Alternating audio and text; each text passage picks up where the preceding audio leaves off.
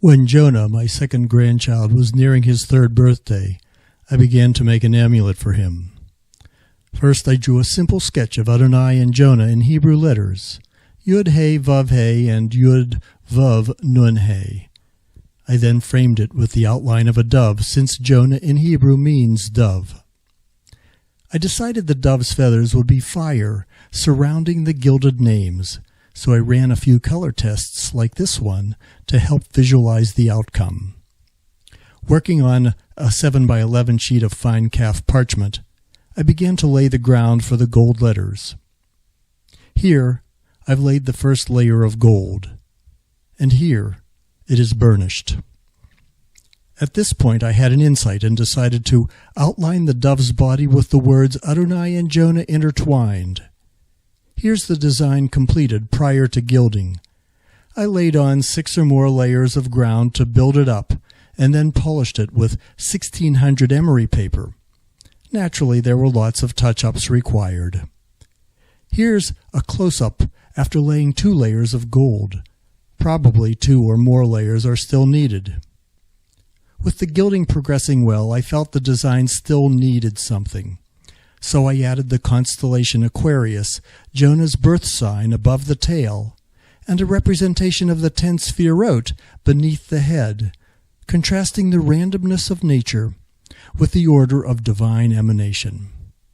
Sharp, clean edges and a high burnish are critical, millimeter by millimeter. Here the gold work is largely completed. Now comes the color work, which for me is much harder. I wanted to create a sense of prismatic glow emanating from the names. I began with red, and at the same time began cleaning up the parchment where it had been discolored by gold and burnishing. Now, glowing from the opposite side, yellow. I expanded the color, trying to convey energy fields, but I wasn't entirely pleased, so I turned my attention to the exterior, the sky background, again trying to convey wave-like energies. Remaining unhappy with the interior, I did a series of color tests, progressively removing all the color. The more I removed, the more I liked it, keeping only a faint glow. Here's a close-up of the head. I also decided I didn't like how I'd worked up the sky around the stars. I had been trying to convey a sense of motion, but it was too busy, so I removed it. I continued building up glazes of blue until I got to a deep, rich color, with yet a subtle sense of fluid motion. Finally, I composed an inscription in altered English, my poetic language.